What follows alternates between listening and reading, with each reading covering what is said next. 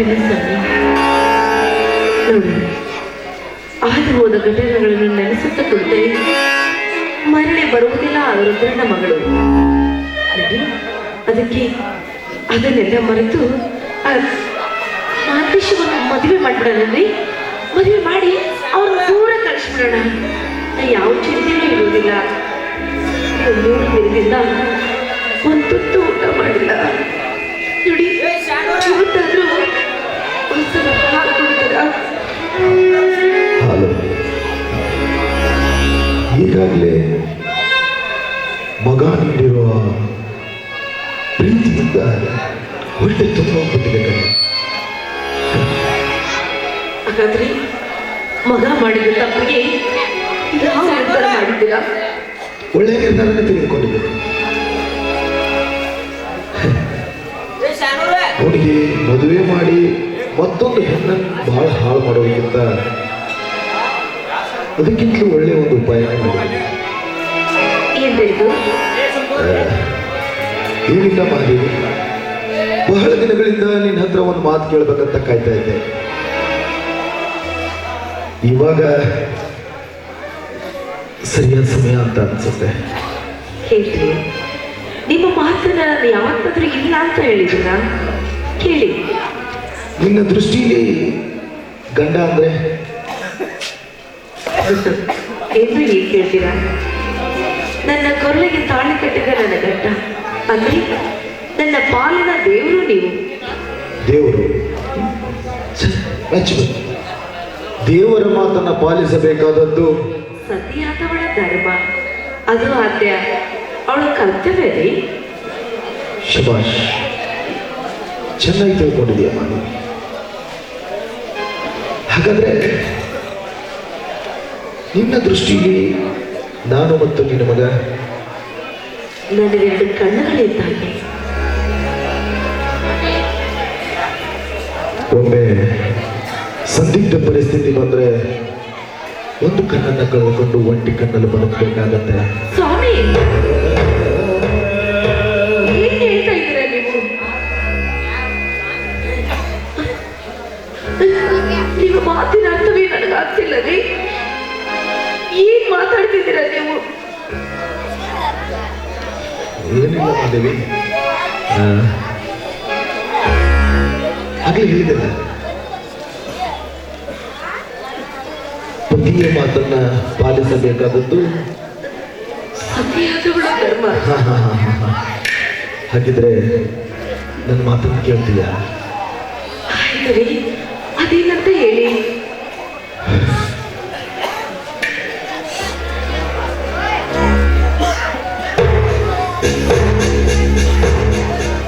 ಇದೇನು ಗೊತ್ತ? ಏನ್ರಿ ಇದು? ಕಾರ್ಕೋಟಕ ವಿಷ.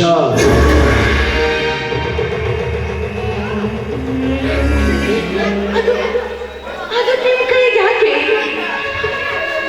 ದಿನಾಲು ನಿನ್ನ ಮಗನಿಗೆ ಪ್ರೀತಿ ತುಂಬಿ ನಮ್ಮಿಬ್ಬರ ಪ್ರೀತಿ ಬೆರೆಸಿ ಹಾಲು ಕುಡಿಸ್ತೀಯಲ್ಲ? ಹೌದು ರೀ, ಹೌದು. ಆದ್ರೆ ಈ ದಿನ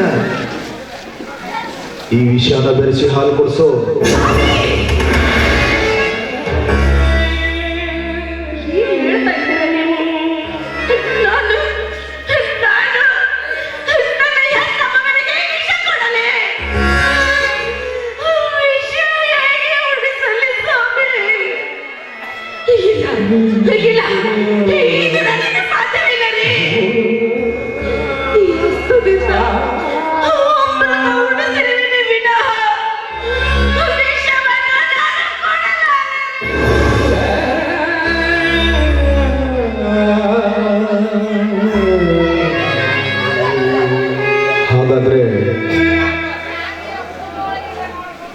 ಮಾದೇವಿ, ನಿನಗೆ ಮಗ ಬೇಕು, ಮಾಂಗಲ್ಯ ಬೇಕು.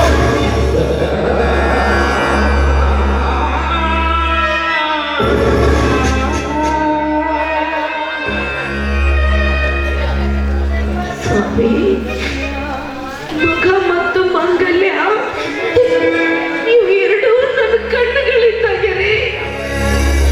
ಅದರಲ್ಲಿ ಯಾವ್ದನ್ನು ಬೇಕನ್ನಲಿ, ಯಾವ್ದನ್ನು ಬೇಡ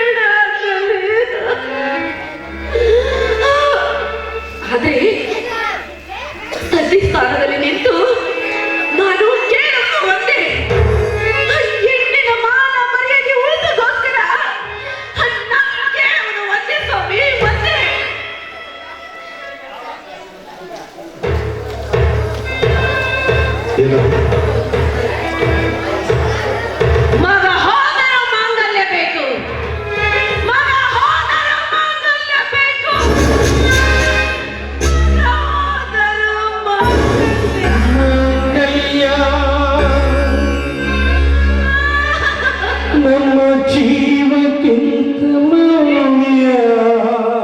ಇದೆಲ್ಲವೇ ಇದೆಲ್ಲವೇ ಇದೇ ಸವಿಧರ್ಮ ಅಲ್ಲವೇನ್ರಿ? ಮಾಂಗಲ್ಯ ಬೇಕು ತಾನೆ?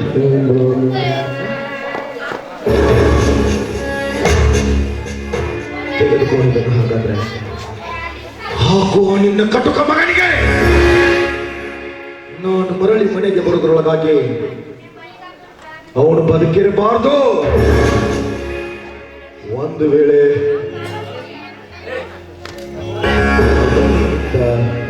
ಮಾಂಗಲ್ಯ ಹೆಚ್ಚು ಅನ್ನೋದನ್ನು ಮರೆತು ಮಗನ ಮೇಲೆ ಮಮಕಾರ ಹೆಚ್ಚಾಗಿ ನನಗೆ ಕೊಟ್ಟಿರೋ ಮಾತನ್ನೇನಾದರೂ ತಪ್ಪಿ ನಡೆದಕ್ಕೆ ಈ ನಿನ್ನ ಬೆಟ್ಟ ಬದುಕಿರೋದಿಲ್ಲ. ನೆನಪಿಟ್ಕೊ, ಮಾತು ಕೊಟ್ಟಿದೀಯ, ಮಗ ಹೋದ್ರು ಮಾಂಗಲ್ಯ ಬೇಕು ಅಂತ.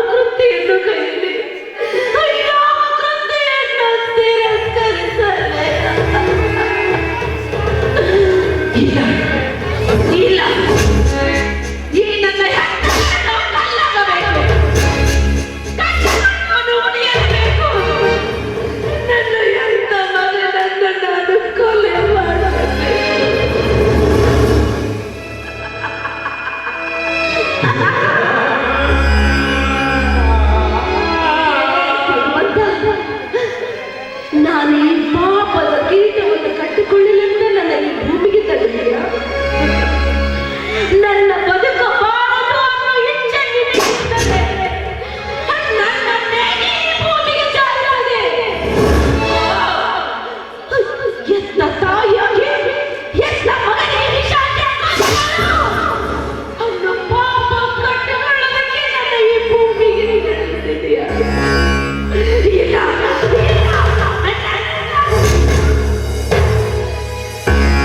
ಬರೆದ ಹಾಡಿನಲ್ಲಿ ಅಂತ್ಯ ಏನಿದೆ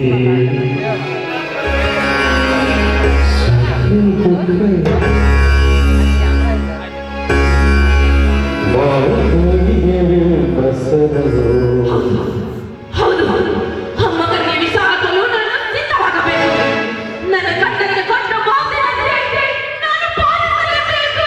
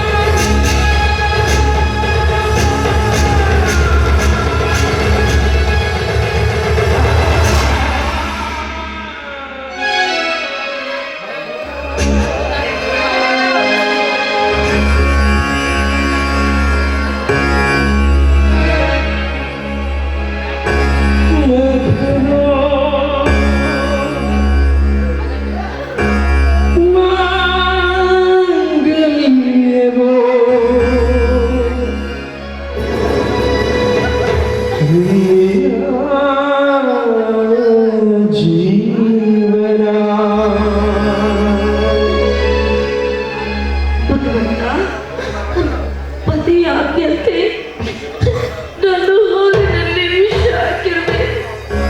ಆದರೆ ಈ ಭಕ್ತಳು ನಿನ್ನನ್ನು ಭಕ್ತಿಯಿಂದ ಕೇಳುವುದು ಒಂದೇ ಭಗವಂತ. ಈ ಭಕ್ತಳ ಮೇಲೆ ನಿನ್ನ ಕರುಣೆ ಇದ್ದಿದ್ದಾದರೆ, ಈ ಭಕ್ತಳ ಮೇಲೆ ನಿನ್ನ ದಯೆ ಇದ್ದಿದ್ದಾದರೆ, ಈ ವಿಷದ ಹಾಲು ಅಮೃತವಾಗಬೇಕು. ವಿಷದ ಹಾಲು ಅಮೃತವಾಗಬೇಕು. ಅಂದಾಗ ಈ ಜಗತ್ತಿನಲ್ಲಿ ದೇವರು ಇದ್ದಾನೆ, ಅದನ್ನು ನಾನು ತಿಳ್ಕೊತೀನಿ ಭಗವಂತ.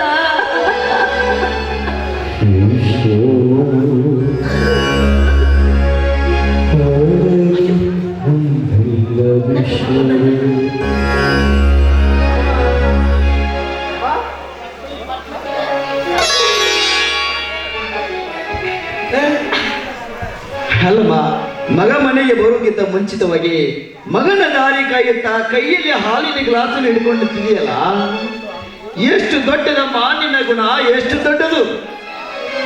ಇಂಥ ತಾಯಿ ನನಗೆ ಸಿಗಬೇಕಾದ್ರೆ ನಾನು ಯಾವ ಜನ್ಮದ ಪುಣ್ಯ ಮಾಡಿದೆನೋ ಏನು. ಅಮ್ಮ, ನನಗಿರುವಂತ ತಾಯಿ ಈ ಜಗತ್ತಿನಲ್ಲಿ ಯಾರಿಗೂ ಇರ್ಲಿಕ್ಕಿಲ್ಲ ಅಂತ ನನಗನಿಸ್ತಾ ಇದೆ ಅಮ್ಮ, ನನಗನಿಸ್ತಾ ಇದೆ. ಕಣ್ಣೀರಾಕಮ್ಮ. ನನ್ನಂತ ತಾಯಿನ ನೀ ಎಲ್ಲ ಕಂಡಿರ್ಲಿಕ್ಕಿಲ್ಲ. ಯಾಕಂದ್ರೆ ಪ್ರೀತಿ ಪ್ರೇಮ ತೋರಿಸುವಂತ ಎಷ್ಟೋ ತಾಯಿಯನ್ನು ನೀನು ಕಂಡಿರ್ಬಹುದು. ಆದ್ರೆ ಮಮತೆ ಹೆಚ್ಚಾಗಿ ಇಂಥ ಹಾಲು ಕುಡಿಸುವ ತಾಯಿನ ನೀನೆಲ್ಲ ಕಂಡಿರ್ಲಿಕ್ಕಿಲ್ಲ ಕದ, ನೀನೆಲ್ಲ ಕಂಡಿರ್ಲಿಕ್ಕಿಲ್ಲ. ನನ್ನ ಹೊಟ್ಟೆಯಲ್ಲಿ ಬಂದ ಸತ್ವ ಪರೀಕ್ಷೆಗೆ ನನ್ನ ಹೊಟ್ಟೆಯಲ್ಲಿ ಹುಟ್ಟಿದ್ದು ನಿನ್ನ ಪುಣ್ಯವು, ನಿನ್ನನ್ನು ಎತ್ತಿದ್ದು ನನ್ನ ಪುಣ್ಯವು. ಒಂದು ಗೊತ್ತಿಲ್ಲ. ಏನಿಲ್ಲಪ್ಪ, ನಿನಗೆ ಹಾಲು ಕುಡಿಸುವ ಸಂತೋಷಕ್ಕಾಗಿ ಕಣ್ಣೀರು ಹಾಕ್ತಿದ್ದೆ ಅಷ್ಟೇ. ಯಾರಾದ್ರೂ ಸಂತೋಷಕ್ಕೆ ಕಣ್ಣೀರು ಹಾಕ್ತಾರ? ಅಮ್ಮ, ಇವತ್ತು ನಾನು ಹುಟ್ಟಿದ ಹಬ್ಬ ಅಲ್ವಾ? ಪ್ರತಿ ವರ್ಷ ಅಪ್ಪಾಜಿ ನೀನು ಸೇರಿಕೊಂಡು ನಾನು ಹುಟ್ಟಿದ ಹಬ್ಬನ ಅತಿ ವಿಜೃಂಭಣೆಯಿಂದ ಮಾಡ್ತಾ ಇದ್ರಿ. ಈ ವರ್ಷ ಯಾಕೋ ನಾನು ಹುಟ್ಟಿದ ಹಬ್ಬ ಮಾಡುವುದನ್ನೇ ಬರ್ತು ಬಿಟ್ಟಿದ್ದೀರ ಅಂತ ಕಾಲಕ್ಕೆ. ಇರ್ಲಿ ಬಿಡಮ್ಮ. ಅಮ್ಮ, ಹುಟ್ಟಿದ ಹಬ್ಬದ ದಿನ ನಾನು ಮಾಡಿದ ತಪ್ಪನ್ನ ನಿನ್ನ ಮುಂದೆ ಹೇಳ್ಬೇಕಂತ ಮನ ನಿರ್ಧಾರ ಮಾಡಿಕೊಂಡು ನೀನು ಅಲ್ಲಿಗೆ ಬಂದಿದ್ದೇನಮ್ಮ. ನಾನೊಂದು ತಪ್ಪು ಮಾಡಿದ್ದೇನಮ್ಮ, ತಪ್ಪು ಮಾಡಿದ್ದೇನೆ. ಆ ತಪ್ಪನ್ನ ಯಾರ ಮುಂದೆ ಹೇಳಲಾರದೆ ಹೆತ್ತ ತಾಯಿಯ ಮುಂದೆ ಹೇಳಿದರೆ ಮುತ್ತಿಕ್ಕಿ ಕ್ಷಮಿಸುವುದೆಂಬ ಕವಿವಾಣಿಯನ್ನು ಕೇಳಿದ್ದೇನಮ್ಮ. ಅದಕ್ಕಾಗಿ ನಾನು ಮಾಡಿದ ತಪ್ಪು ಅರುವಾಗಿ ನಿನ್ನ ಮುಂದೆ ನಾನು ಹೇಳಲಿಕ್ಕೆ ಬಂದಿದ್ದೇನಮ್ಮ. ನಾನು ಮಾಡಿದ ತಪ್ಪು ಏನಂತ ಕೇಳ್ತೀಯ ತಾಯಿ? ಏನಪ್ಪ ಅದು ನೀನು ಮಾಡಿರುವ ತಪ್ಪು ಯಾವುದು ಅಂತ ನನಗೆ ಗೊತ್ತಾಗ್ಬೇಕಿಲ್ಲಪ್ಪ. ಮಾಡಿದ ತಪ್ಪನ್ನು ಹೇಳ್ತೀನಿ, ಆದ್ರೆ ನನ್ನನ್ನು ಕ್ಷಮಿಸುತ್ತೇನೆ ಅಂದ್ರೆ ಮಾತ್ರ ಹೇಳ್ತೇನಮ್ಮ, ಮಾತ್ರ ಹೇಳ್ತೀನಿ. ನೀನು ನನ್ನ ಕ್ಷಮಿಸ್ತೀಯಲ್ಲ? ನೋಡು, ಮೊದಲು ನೀನು ಮಾಡಿರುವ ತಪ್ಪು